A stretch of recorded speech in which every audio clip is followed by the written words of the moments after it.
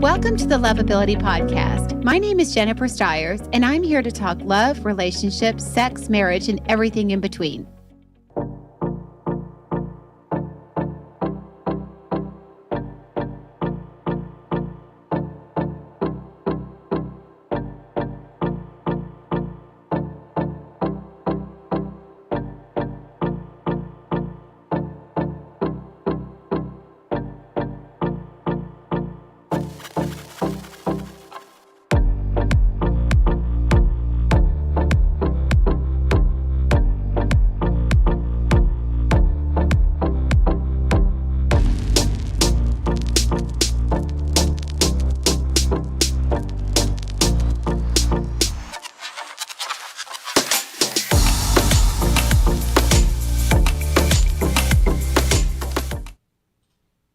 Hello, everyone. Good afternoon. Welcome to the Lovability Show. I am excited today. Last week we had a whole bunch of people that were watching and commenting, and that is super fun for me because not only does that keep the show lively for me and keep the energy up, but we get to the topics that you want to talk about, and we get to your questions. So I always want to keep the class focused on you and what you need. So excited for you all to be here. Please say hi. I will check comments as we're going through. I first want to start off really quickly with a quick announcement. I know a lot of you have been emailing me about Lovey, and we're in the App Store. We're accepted in both of the app stores right now. Apple just has an issue right now. Believe it or not, I think it's something with their API. We can't push the button to make it live. It's been like that for like 2 weeks. And I guess there's other people that are in the same boat. So it's not really helping me that there's other people in the same boat, but I'm learning to be patient, like I always try to teach. And so that's where I am. So soon, guys, we'll get going before Valentine's Day, I hope. So there you go. So there's your update. We're just waiting on Apple, as always. Okay. So, emotionally unavailable partners. I think out of all of the reasons that people, and I shouldn't say all, it's one of the top 3 reasons that people end up getting in relationships and them not working. And that is because ultimately they choose unavailable partners. And I love that people always want to place the blame on somebody else that they're unavailable. They're married, they're in another relationship, they're not emotionally available, they don't want a commitment, whatever the reason may be, they're not ready yet, whatever that reason may be. But at the end of the day, you're the one attracting them. And that's the bigger story that we're going to talk about today. I'm amazed at the level of how toxic someone can be in this category, because I know this week what really inspired me was I was coaching someone who is on the extreme of toxicity, of attracting and needing toxic partners because they're toxic and they haven't healed yet. Thank God they're coming to work with me. That's a good thing. But having said that, it made me realize it's so glaring that we have such a big problem with this.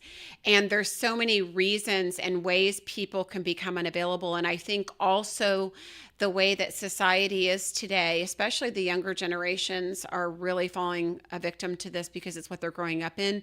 But with the way technology is now, and we have social media and FaceTime and Zoom and all these more ways to separate us than bring us together, people that are emotionally unavailable, they have lots of ways to stay that way, So I just feel like I think that our society feeds people being able to get away with it. So let's talk about it a little bit. I'm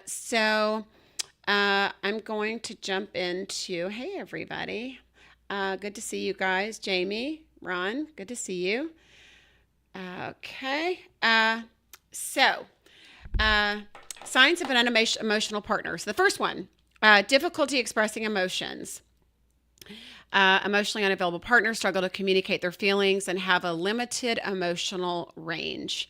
It's interesting. It's interesting because when you do, you can feel, hear people say it sometimes, how people get in a conversation, you start to get somewhere deep or with any kind of depth at all, and then they just kind of check out or disappear or change the subject.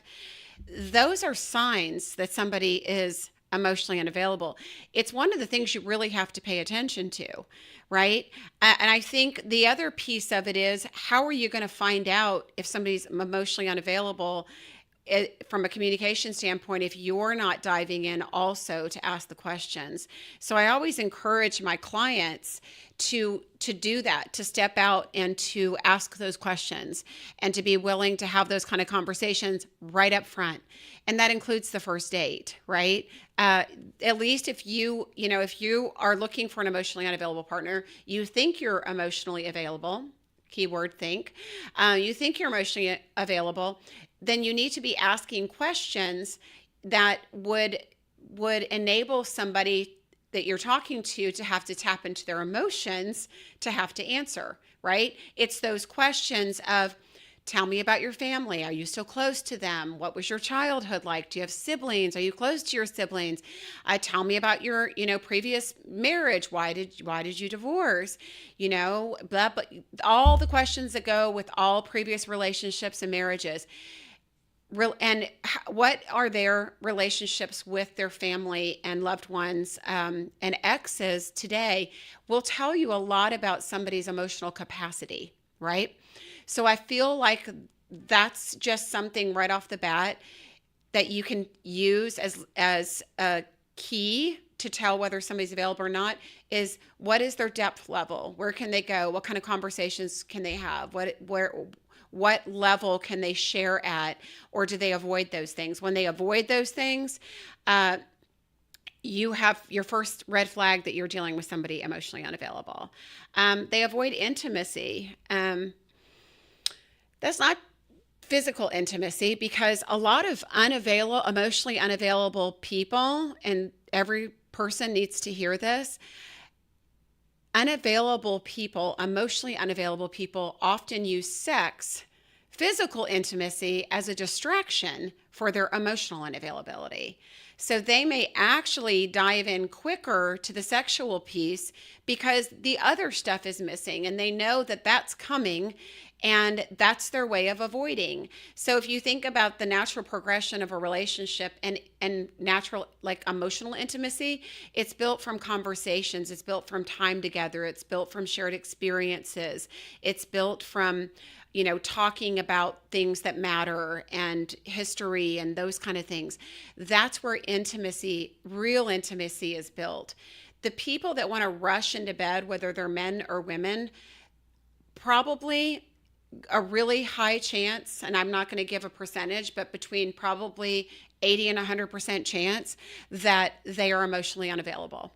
So that is a deterrent, because what happens for when you rush into a sexual relationship, it becomes all about the sex. It's why you have to take your time when you get into a relationship and you decide to go to that place, because very often once you go there and you start the physical part of your relationship, then that's what everything becomes after that, right?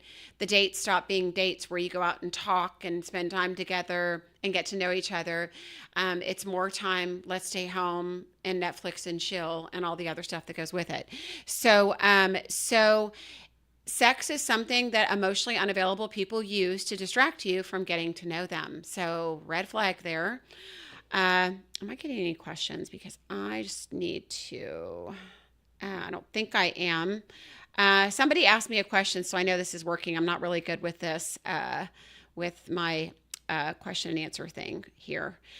Inconsistent communications. They may be inconsistent in their availability, frequently canceling plans, etc. So this is somebody right off the bat, and I know you guys are dealing with it because I hear it all the time, that you hear from for a week and they're like hot on your trail, and then all of a sudden they disappear. or they communicate with you regularly, and then all of a sudden, a day or two goes by and you don't hear much, or the weekend passes and you didn't hear from them. Maybe something important comes up. I feel like a lot of times when it comes to important things, maybe you have a event that you're going to, or you've got something with your family, a birthday or an anniversary or something that is special that you're celebrating outside of your partner or outside of that person, and they don't ask you about it. So they don't even acknowledge and remember that something was happening in your life that was important and significant. That also is emotional unavailability. So how involved are they in your life? A fear of commitment. Emotionally unavailable partners often avoid or resist committing to a long-term relationship. Let me tell you what they do. This is it in a nutshell. So they're hard to get committed. And very often they talk you into something that's not really a commitment to you, but it's a commitment to them. So they will convince you that they've stretched out on a limb and it's the most that they can give right now, even though you're not happy with it. Anytime you're uncomfortable with that, after a given amount of time, not immediately, but after a given amount of time, if you all are in an intimate relationship and they're distancing themselves, and that is a sign of an emotionally unavailable person. They don't want to get too close. And here's what they do if you stay with them for any length of time. They get close and then they pull away. And then end up getting back together, and then you get close again, and then they pull away. They get mad at you, they block you, just that whole drama, on and off, cutting you off kind of thing. That's their way of backing out of the emotional part of the relationship and resetting things. So that's what that looks like. And like I said, it a lot of times it's to the extreme. And people like this are patterned. So it's not like you won't see it. It'll happen over and over again. But the problem is you staying through it, right? Which we'll get into. But if you're staying when somebody does things like that to you, they're hot and cold, they're on and off, and you don't set the boundary and get out, then it becomes about you and your dysfunction and unhealthiness than it does them, right? So probably stuff y'all don't want to hear. All right. I don't know. My thing's not moving, Chris. All right. Hold on just a second, guys. Jump back in here. If you have questions, let me know. I'm not actually getting any yet. Am I getting any, Chris? Can you see any? Nancy says, "Can you hear me now?" I think she's quoting that famous commercial. Oh, Can God. you hear me now? Got it. Why am I not seeing these? Good to hear from you, Nancy. Yeah, great to hear from you. Thank you, Chris. Sorry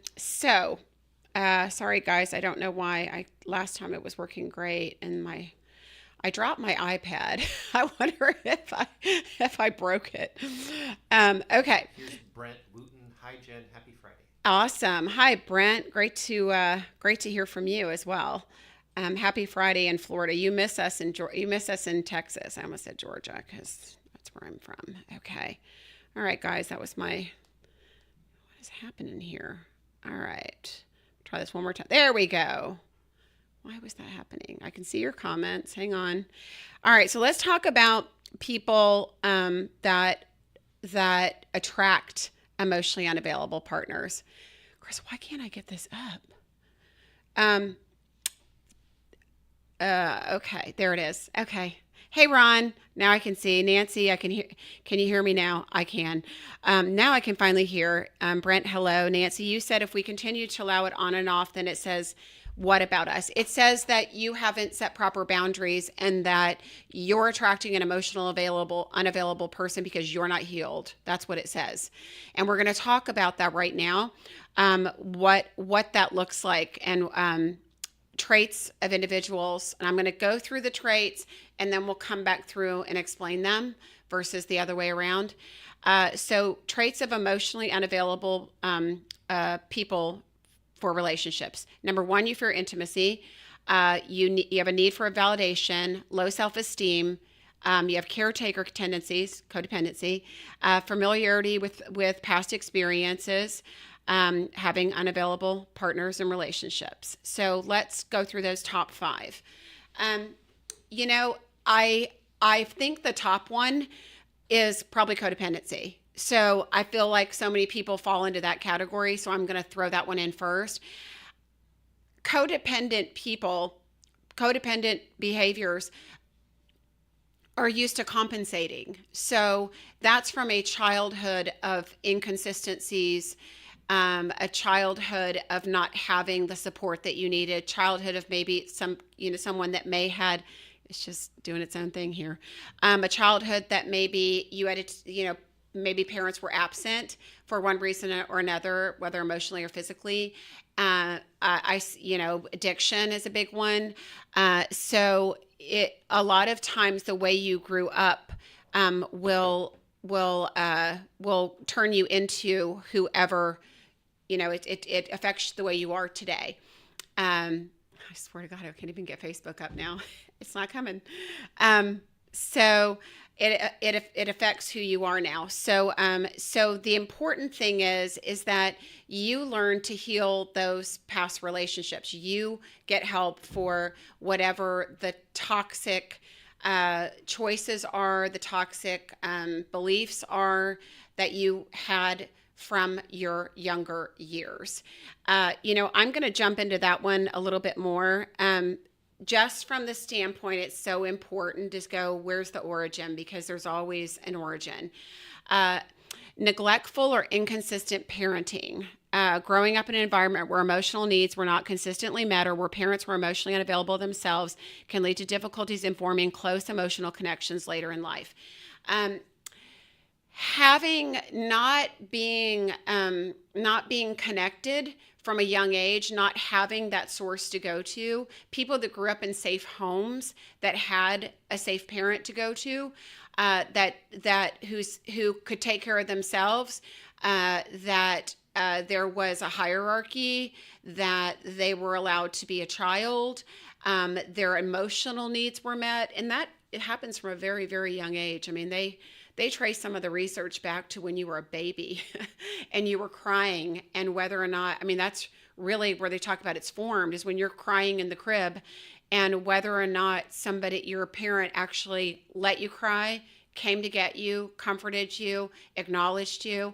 And it really goes back that far. And then, as so many of you have, grown up, and everybody has their stuff and their stories, but parents that worked and weren't available, parents that were not emotionally available because they were toxic, parents that were not emotionally available because they were absent. Doesn't mean work.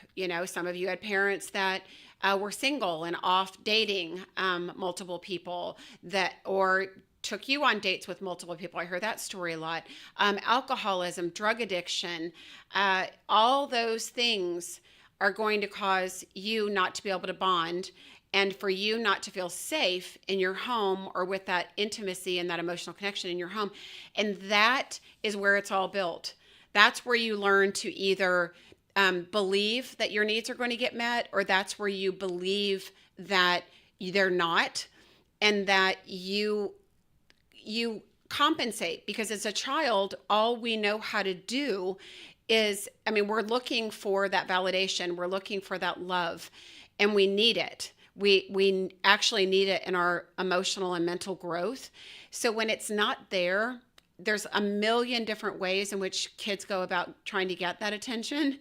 Some of it's positive, some of it's negative, but a lot of it actually starts creating codependent behaviors in kids, and then in young adults, and then adulthood, and then that of course turns into relationship codependency. And so that's where a lot of this comes from. So when I've said to people before, we've talked about codependency, and they'll say, well, I'm not, how did I get codependent? majority of the ways in which you got codependent were based on your childhood. So it's super important that you have taken the time, if you did not have a perfect childhood, which many did not, that you take the time to heal from that, and you take the time to do the work, and you take the time to get healthy. Because what happens is you end up trying to seek out the love and the attention and the affirmation that you didn't get as a child, and you learned how to compensate. So, hey, this is not happening. I'm not getting what I need.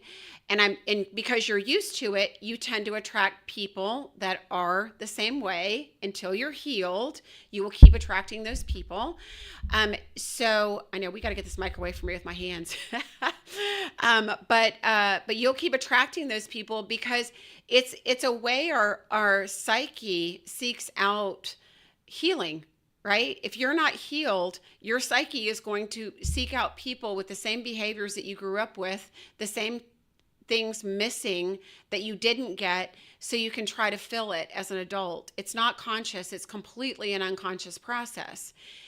So it's super important to understand that that's where toxicity comes from, and that's where a lot of the, majority of emotionally unavailable partners, why people attract them is because they're emotionally unavailable, or they don't have proper boundaries set, and they put up with it, right? Emotionally unavailable people give plenty of red flags, but if you aren't healthy, you don't recognize the red flags. The red flags are like go signs. If there was a red light, green light, it's like a green light for you. It's like, oh, I'm emotionally unavailable. They can't make it. They can't be there for me. That means I have to try harder, and then it's, it can be also be a self-esteem and worthiness issue if that's how you grew up. Again, I cannot see your comments right now, but Chris, you got it. So do you want to read them to me? There's not any. I'm just gonna hand you my phone. You're so funny. Can I see your phone? It's tiny. Okay, let's see. Oh shit. Not any new comments right now, but Nancy did say, "Okay, makes sense."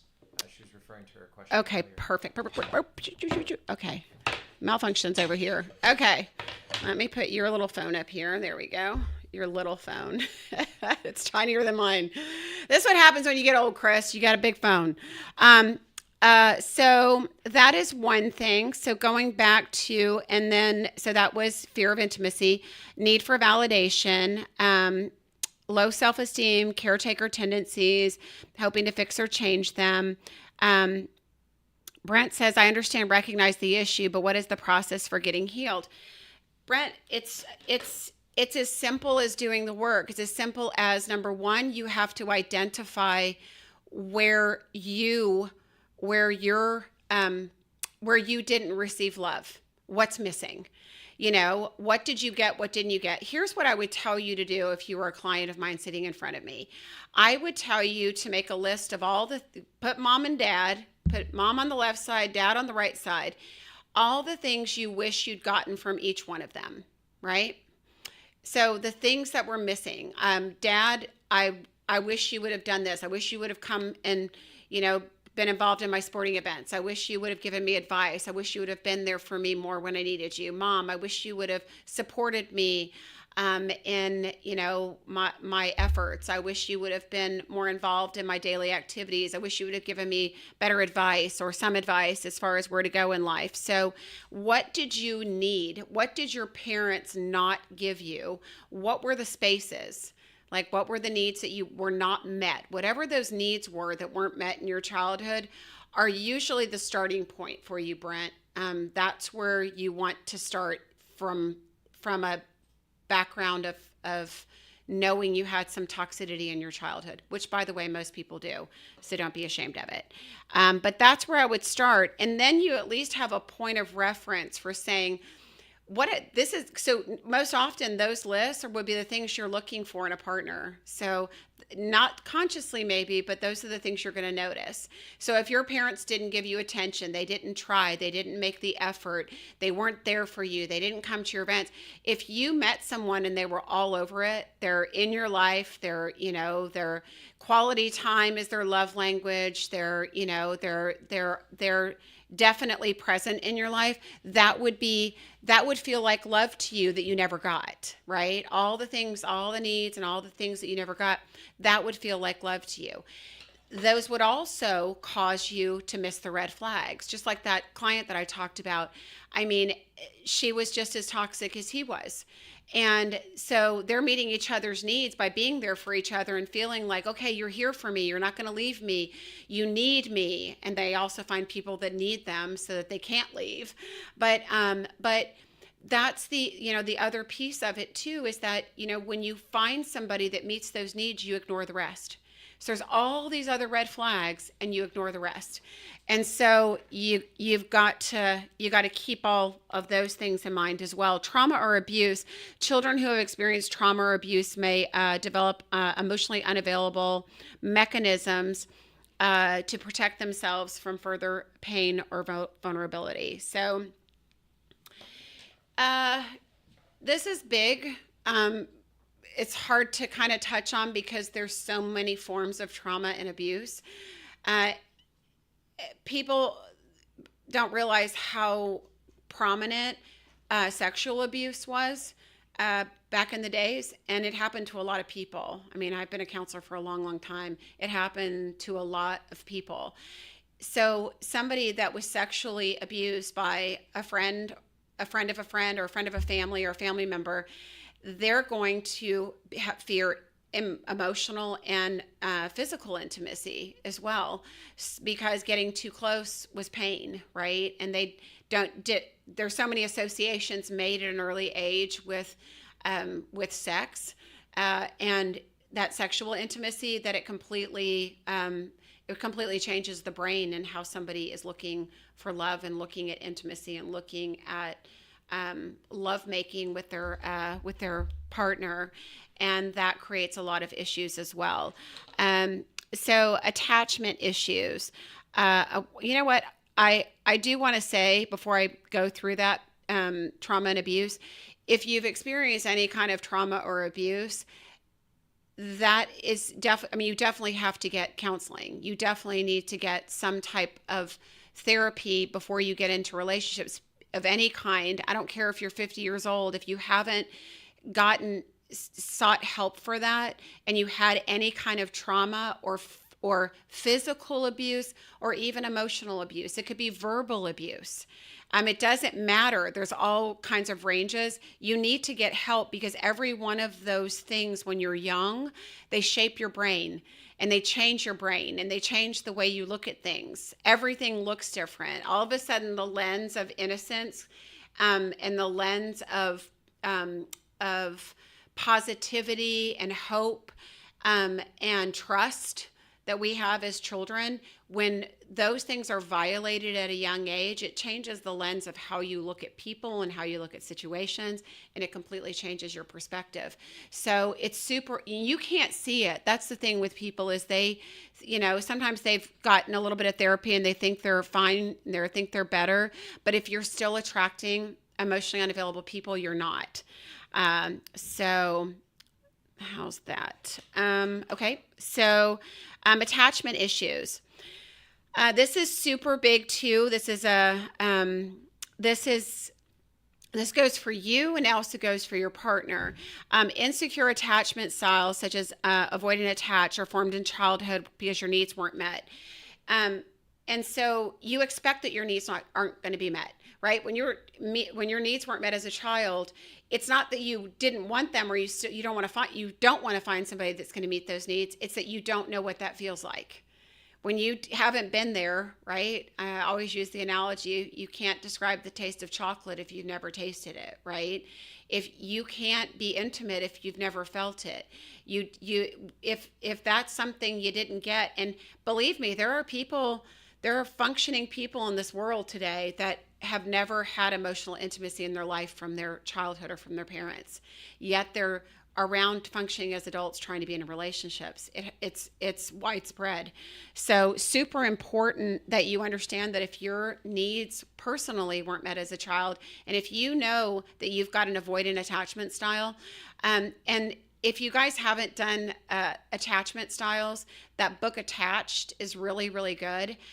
It's not a end all be all, but it at least gets into childhood traumas, whether you're secure or insecure. It gets into the psyche of all of those, and it's just a piece of the puzzle, but it's a big piece too, especially as we get into adult relationships. Avoidant attached tend to avoidant attached tend to go with their own. They're best with secure attached, believe it or not, but avoidant attached tend to find avoidant attached, especially when they're super toxic and haven't healed at all. So it's a little upsetting to me that so many people have gone through therapy for so many years, yet they're still running around with super toxic behaviors and so many traumas that were never gotten rid of. I don't know what therapists are doing out there, but just because you've had therapy, and I don't care how many years, I've had people sitting in front of me that have had 25 years of therapy and there's nothing's been done to heal the trauma that they still have. So there's a difference between therapy and good therapy. All right. Role modeling. So that's another one. If a child grows up and witnesses emotional unavailability, and a lack of intimacy or emotional connection with their parents in their immediate home, they also will know that it's commonplace.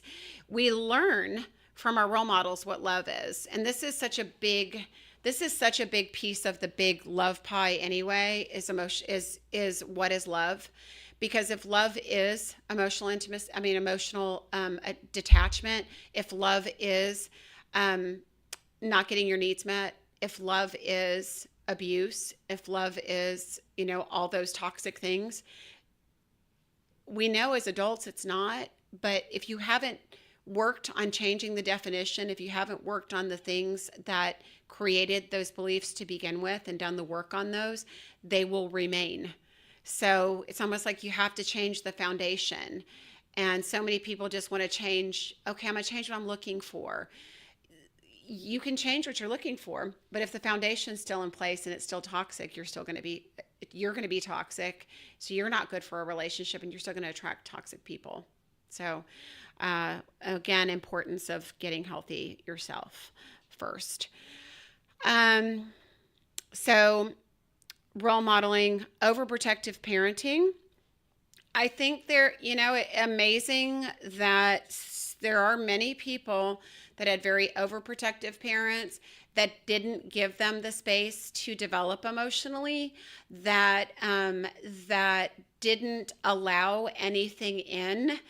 I tend to find in homes, and not bashing it, but where there was super religious families, sometimes that's can stifle the emotional ability of the family, because everything's very methodical versus being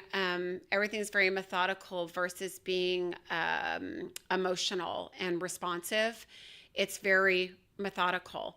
And in homes like that, where you had overprotective, over strict parents, where everything was about the rules and it wasn't about love and it wasn't about, compromise and all that stuff, that would also create an environment where, you didn't learn to have your needs met. You learned to put them aside for other things, that rules were more important than your emotions, that certain standards were more important than your emotional needs. So we're seeing a big theme here, right?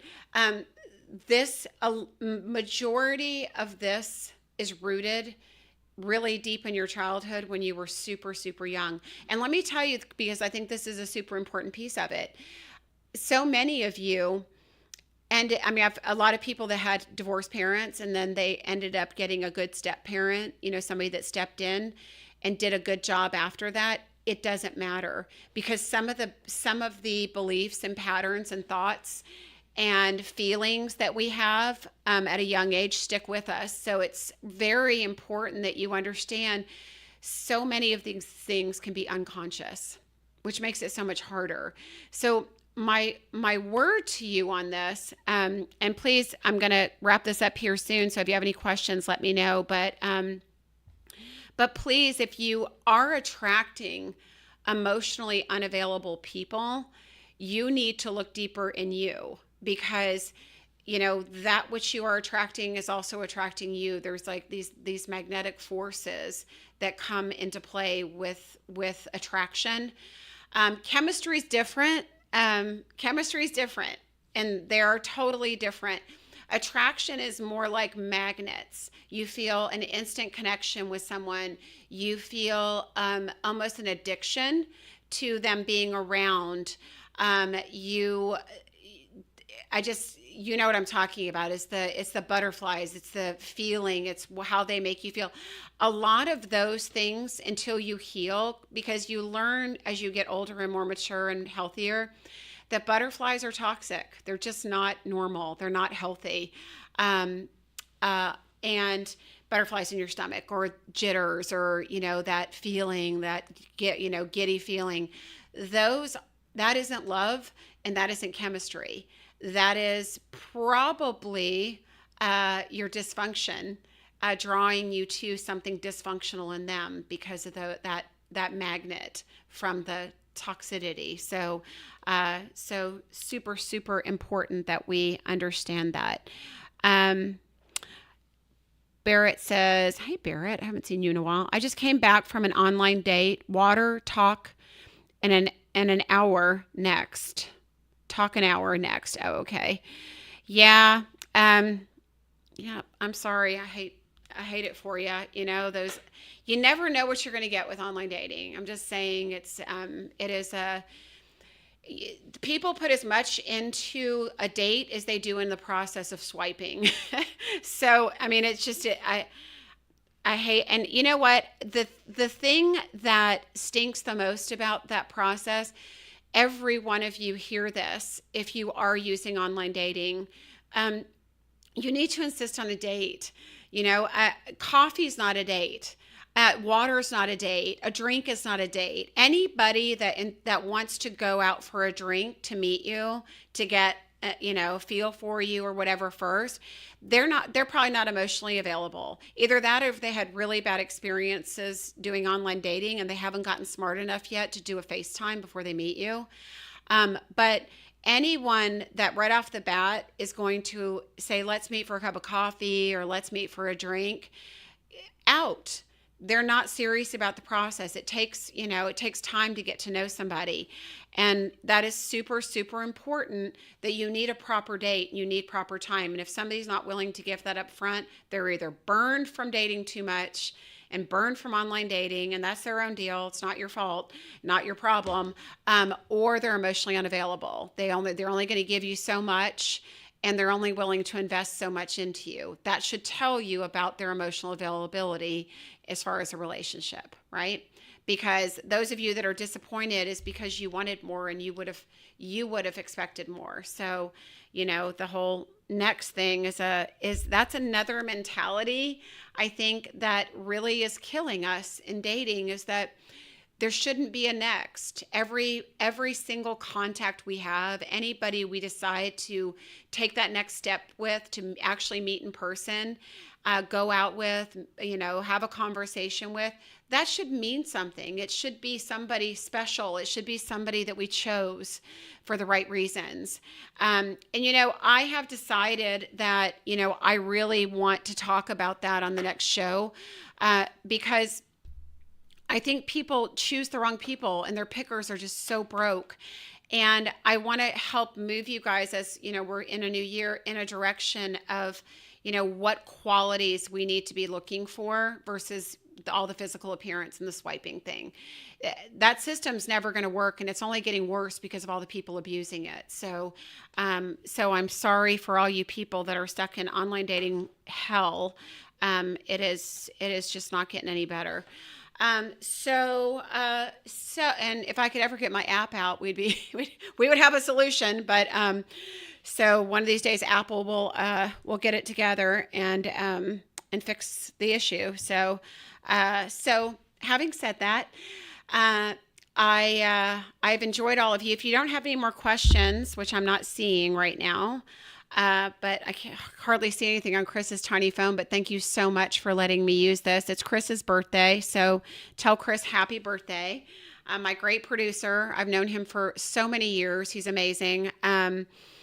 And it's his birthday today. So great people have birthdays in the month of January, Chris. All right. So thank you very much for being here. Thanks for your questions. I hope that it offered some guidance and some direction as to where you can go. Try that exercise I gave you for anybody that's attracting unavailable people. Do the list. Check that out. See if it triggers anything for you. See if you can see a correlation pattern, any kind of connection there, and then move forward wherever you are. So much love to you. Have a great weekend. This is Jennifer. Thanks for listening today, and please subscribe to the podcast. Each show, we're going to have new topics and information. If you'd like to find out more about coaching or matchmaking, please go to my website at lovejen.com, or you can find me on my Facebook page, my personal page at Jennifer Stiers.